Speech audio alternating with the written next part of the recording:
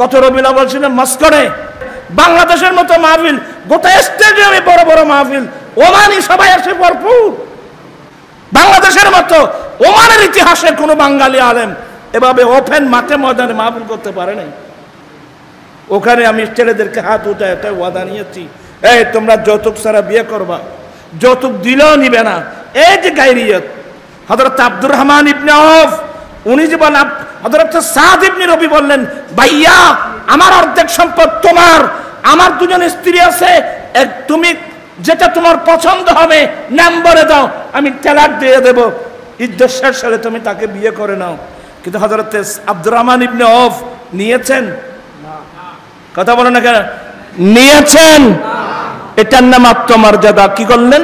বারাকাল্লাহু ফি মালিকা, ভাইয়া আল্লাহ আপনার মালের মধ্যে বরকত দান করুক, আল্লাহ আপনার স্ত্রীর মধ্যে বরকত দান করুক। তার মানে এটা ভাষা এইভাবে, এটা বালাগাত ফাসাহাত। ভাই কি মানে তোমার অর্ধেক মাল আমার লাগবে না, তোমার একজন ওয়াইফকে চাপতে হবে না, এটা মুখে বলে নাই, বললে বিশ্রী হবে। দোয়া করে দিলেন, আল্লাহ আপনার মালের মধ্যে বরকত দান করুক, আল্লাহ আপনার স্ত্রীর মধ্যে বরকত দান করুক। যদি পারেন আমাকে একটু হেল্প করতে পারেন, আইনা সুকুকুম, আমি নতুন মানুষ, আমার বাড়ি মক্কায়, মদিনা আসলাম, এই মদিনার বাড়ির বাজার ওয়াগারা চিনি না, যদি পারেন আমাকে একটা আপনাদের বাজার দেখাই দেন। বাজার আইনা সুকুকুম, আপনাদের বাজার কোথায়? ফাদাল্লুহু ইলা বনি কাইনুকা, কয়েকজনে দেখাই দিলেন, এই রাস্তা দিয়ে যান বনু কাইনুকা বাজার। হযরতে আব্দুর রহমান ইবনে আওফ রাদিয়াল্লাহু তাআলা বনু কাইনুকা বাজারে গেলেন। মক্কা থেকে আসার সময় ওনার পকেটে সামান্য দিনার দিরহাম ছিল, এটা দিয়ে ওই মদিনার বাজার বনু কাইনুকা বাজার থেকে দুটো জিনিস কিনে নিলেন। দুটো জিনিস কিনে এনে মদিনার গলি গলি হেঁটে হেঁটে উনি ব্যবসা শুরু করলেন। বড় মুহাদ্দিস, আমি বড় মুফতি, হাদিস পড়লে আমার হাদিস বুঝতে হবে। উনি ব্যবসা শুরু করলেন আজকে সামান্য, সুম্মা তাবাহু সুম্মা তাবাহু সুম্মা তাবাহু, তারপর দিন তাই, তারপর দিন তাই, আজকে সামান্য কালকে সামান্য ব্যবসা করে আর সঞ্চয় করলেন। উপার্জিত সঞ্চিত দিনের দিরহাম খরচ করে দেখে শুনে মদিনার এক আনসারী মেয়েকে বিয়ে করে দুলার ড্রেস নিয়ে আমার নবীর কাছে গেলেন। সুবহানাল্লাহ বলবেন না? কিন্তু উনি যে অর্ধেক দিয়েছিলেন নিয়েছেন? ওনার স্ত্রী তালাক দেওয়ার কথা বলছেন, নিয়েছেন? এটার নাম আত্মমর্যাদা। আপনাকে দিচ্ছে, আমি বলবো আল্লাহ আপনার মালের মধ্যে বরকত দান করুক, আপনার গাড়ি ভাড়ার মধ্যে বরকত দান করুক, এগুলো আমার লাগবে না। এটার নাম আত্মমর্যাদা। এখন তো যে যুগে আসলাম আমরা আত্মমর্যাদাও বুঝি না। হযরতে সাদ ইবনে রবি ব্যবসা করলেন, ব্যবসা উপার্জন করে নিজের অর্জিত সঞ্চিত দিনের দিরহাম খরচ করে মদিনার এক আনসারী মেয়েকে বিয়ে করে আমার নবীর কাছে গেলেন। আমার নবী বলেন, এটা কি? বলে, নবী গো, আমি এক আনসারী মেয়েকে বিয়ে করেছি। তাই? আমার নবী প্রথম জিজ্ঞাসা করলেন, তুমি মোহর কত দিয়েছ? এটা স্ত্রীর হক, মোহরানা। মোহর কত? নাওয়াতামিন যাহাবিন, অর্থাৎ 5 দিরহাম ওজনের স্বর্ণ, যেগুলোর দাম 10 দিরহামের চেয়ে বেশি, এতগুলো দিয়েছি। আমার নবী বলেন, ঠিক আছে। এরপরে নবী কি বললেন? সুম্মা আউলিম ওয়ালাউ কানা বিশাতিন, উম্মত তুমি একটা ছাগল জবাই করে হলেও মানুষকে ওলিমা খানা দাও। ওলিমা খানা এটা আমার দয়াল নবীর সুন্নাত। এর ধান কাটার মধ্যে আগাছা উঠতে দে, ইনকি ফালি বেজে হিন্না মাতিয়া,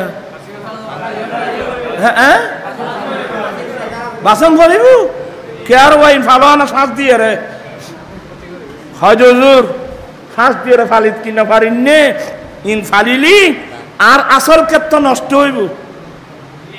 ও দান ক্ষেত্র আগাছা উড়িলি বাসন ফরজে ইন তন মেমুরি তাইলু আর নবীর ইসলামের বাগানের ভিতর এতগুলো বেদাতে সাইয়্যা হারাম কোরআন সুন্নাহ বিরোধী কার্যকলাপ, এগুলোর দ্বারা আমার ছেলে সন্তান নষ্ট হবে, সমাজ ধ্বংস হবে, এটা আপনার মেমোরিতে আমার মেমোরিতে আসলো না কেন?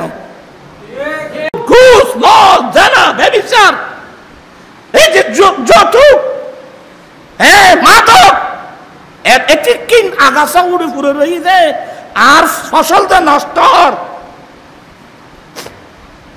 এখন দেখা যায় রাস্তার মুড়ে মুড়ে বড় পয়সাওয়ালা মানুষ দামি দামি জায়গা স্টেডিয়াম বানিয়ে ফেলছে, আর তখন দেখা যায় আমাদের ছেলেরা ঘন্টার পর ঘন্টা ওখানে গিয়ে খেলতেছে, 1 ঘন্টায় 1,500 টাকা 2,000 টাকা পয়সা খাওয়াবেন না, জায়গা তো হয় না জাতির রঙ তো করে দিলে পয়সা খাওয়াবে না, তো ইয়াবার ট্যাবলেট বেতন পারিব না।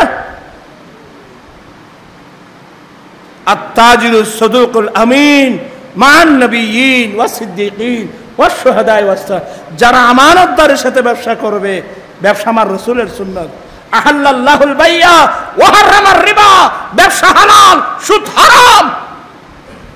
আর যারা আমানতদারের সাথে ব্যবসা করবে, আমার দয়াল নবীর কিয়ামতের মাঠে আম্বিয়া ইকরাম, সিদ্দিকিন, শুহাদা ইকরামের সঙ্গে তাদের হাসর হবে। প্রাণ পিসাই ভাইরা, আপনারা যারা ভাই ভাই জায়গা নিয়ে জমি নিয়ে যুদ্ধ করেন, আপনি কদিন থাকবেন এখানে, আমি কদিন থাকবো? আপনি জমিনে কদিন থাকবেন? আমার বাবা কোথায়, আমার দাদা কোথায়, আমার নানা কোথায়, আমার নানি কোথায়? আমার ভাই আমাকে দাবি করতেছে আমি তোমার দিকে এখানে পাবো, আয় এনে লাস্ট কথা হয়েছে জায়গাবাদী, আর আসতাম না, আমি খুব অসুখে মানুষ, নাজিমি নেওয়া মানা যায় দিতে, নাজিম ঘটিয়ে ফেলে আর গিয়ে ভিতরে, বুঝছো না, তারা আরো ফেরা ঘরে গিয়ে আর কি করতাম, মাথাও ঠিক নেবা দিয়ে আর কি করতাম চাইলাম যে আপনাকে বাইরে যদি আপনাকে বলে আয় তোমার কেউ আয় ফাঁসাদ চাইম আর জায়গা দো, তো তুই যদি কেন ভাবি তোর মারপিট বাজিব, বল যাবে এক আমার যাই গুই বাই বাই জুতো 10 বছর তুই বউ গুলো ইকে গেছিস, আয়ক গুলো ইকে গেবি বাই ভাই দেখানো আজ রাতিয়ে আর এনে তোর দত একবার দেশি মুরগ জরাইন ফর মরিবে ন দোনো ভাই এক ফোঁড়া ভাত খাইতাম বই জিয়ান খন আছে কবি দেরি ওরা ফল আর কত কাল রাইবে এনে ফলা বলে তিতের দিকে উনিবে। আইসি ভাই 10 বছর পর আইসি দিয়ে ভাত খাওয়া ভাই কুড়ো গুস্ত ধর আর কাল খাইতে খাইতে আল্লাহ তুই হক কি হতে চালি আল্লাহ দুনো ভাই মিলি উগ্র উগ্র ফেলায় বান্ধ খাইতে এলে হায়াত বন্ধ এইগুনি তোরা খোলা খাঁদত করে ভাল লাগছে না, তোরাই নিজে না হয় তোরা খাবা যেন না চালা খ তুই কি হবি খ আর হয়তো তোমার কাই ফাঁসাদ চাইম ও ইয়ার নাই এরকম কথা নয় যা তোরা ফাঁসাদ দিলাম খুশি হই না, হ্যাঁ খুশি হই দর গুস্ত আর কানল খানা চানা খাইতে খানা চানা আয় যাই ক্ষতি হঠাৎ দে সদায় ফাই তয় দাবিছে ফাঁসাদ তুই দিবে বলি হইও তো কদিন তোর দাবি অনুযায়ী দিয়ে যে না তুই আর বাইনা না আয় তোরে আরো ফাঁসাদ দিলাম আর করতো অনারাতে হতাইয়েন কইবেন যে তো সরামা যাব আরে আর ভাই আয় দাবি করলেন তো ফাঁসাদ দিন আয় ভাই এসে ওর পক্ষ না আরো ফাঁসাদ দিন তুই বউ তো আর ভাই ভাই আয় ভাই আলহামদুলিল্লাহ আয় জিন দাবি করছিলেন একটা না তুমি তাহাও মারপিড়ে মনে এর ফেস খাই এটা কেয়ারলিশ আছে কত ওরা আত্মটাইতে মুখে কে কথা মাদানি ওরে মারবি আর গো কথা আজ মারবি দুসরে কি চাইলে কোন বিল্ডিং থাকু just court high court supreme court ভাতৃত্ব ভালোবাসা মায়া মমতা স্নেহ আমরা সব হারিয়ে ফেলছি। আজকে সমাজ কোন পর্যায়ে চলে গেছে? আসলে আমাদের মূল কারণ হলো আমরা রাসূল পাক ইসলামের সুন্নত থেকে ওই বললাম না কি বলছিলাম রে এই দরদির জায়গা শামসু রাখিও অন্তর তাহার শরম রাখেছে সদাই তাহার শরম রাখেছে সদাই সুন্নাত আদায় করে মুনকার নাকিরের আগে যাবে যে अमन ए दरादी मदीना शहरे। আপনার কি মনে কষ্ট নিলেন? আমি এলোমেলো ভাবে সিটাগুলির মতো কিছু কথা বললাম। আরেকটা কথা, এই মুহূর্তে আমাদের উচিত ছিল ফিলিস্তিন যাওয়া। কোথায় যাওয়া? কিন্তু ফিলিস্তিনে আমরা যেতে পারছি না। কমসে কম আমরা কি করব? আমরা এখানে বসে আমরা ইসরায়েলি পণ্য বর্জন করব। ইয়ান পারিবে না? ইন্নামা থেকে কোকা-কোলা, ইন্নামা থেকে মানুষ কোকা-কোলা খাইবে না? তোরা তিন না খাইলে বাদ অজম নোয়া বলি হ। কোকা-কোলা, পেপসি, 7 আপ, স্প্রাইট বন্ধ, লাক্স সাবান বন্ধ, মাই for life, fair and lovely, ইন্নামা থেকে। এক কথায় যতটুকু সম্ভব আমরা ইসরায়েলি পণ্য কি করলাম? বর্জন করলাম। আমি তো কিছু করতে পারছি না, ইয়ে করি না বাজ্য। আর কাসিম বেশি বেশি আর ফকরের টিয়ানাথা লই যাই ইসরায়েলের ওদের ইসরায়েলি অস্ত্র বানাই 70 বছর ধরে আর মুসলমান ভাই বানালো মারে। ইয়ে করি না ভাই, তুই মুসলমান নকই। তুরস্ক ডাইরেক্ট করে দি ইসরায়েলি পর্যন্ত বন্ধ, নিষিদ্ধ, সম্পূর্ণ নিষিদ্ধ। এ মানুষের ঘোষণা দি ইসরায়েলের ঘর জাহাজ আরে রাখতে তিনি বন্ধ।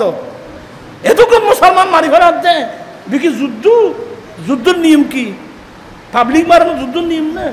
যুদ্ধের নিয়ম হলে তো সামরিক এলাকাতে আঘাত করিব, পাবলিকের আঘাত করলি গুরু গুরু হাজার হাজার মারি ফেলা থাকুন। কিন্তু মানুষ না, এরা আকৃত মানুষ, স্বভাবগতভাবে এরা চতুষ্পদ জন্তুর চেয়ে আরো নিকৃষ্ট।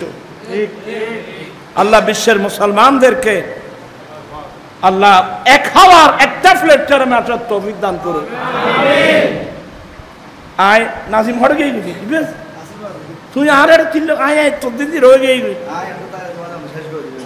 এই কাজ জানান সম্ভব হইতো না বাদি, কথা বেশি হয়ে ফেলায়। আল্লাহ মসজিদ খানা কবুল করুক, আমিন। মসজিদের সুন্দর মুসল্লি, মসজিদের সুন্দর কি? মসজিদের সুন্দর একবার থাইস টুসে ইন্ন। মসজিদের সুন্দর হলো মুসল্লি। মসজিদ তো সুন্দর, কিন্তু মুসল্লি কয়জন? ফজরের জামাতে আসলে কয়জন পাওয়া যায়? 2-4-5 জন। নাউজুবিল্লাহ, আস্তাগফিরুল্লাহ, লা হাওলা ওয়ালা কুওয়াতা। আমার নবী বলেন কিয়ামতের কঠিন দিনে 7 প্রকার মানুষকে আল্লাহ স্পেশাল আরশ আযমের নিচে ছায়া দান করবেন। 7 প্রকার মানুষকে আল্লাহ কিয়ামতের কঠিন দিনে আরশ আযমের নিচে ছায়া দান করবেন। ওই 7 প্রকার মানুষের মধ্যে 1 প্রকার কলবুহু মুআল্লাকুম বিল মসজিদ, যে ইমানদার মুসলমানের কলব আল্লাহর ঘর মসজিদের সাথে লটকে থাকে।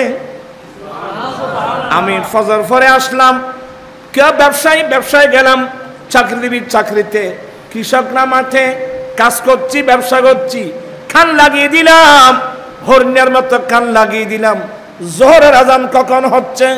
জোহরের আজান পড়ছি, আল্লাহু আকবার, আল্লাহু আকবার, আল্লাহু আকবার ধ্বনি কানে আসা মাত্রই কাজ ফেলে চলে গেলাম মসজিদে। জোর পরে বের হলাম, আপন কাজ গেলাম, কান লাগিয়ে দিলাম।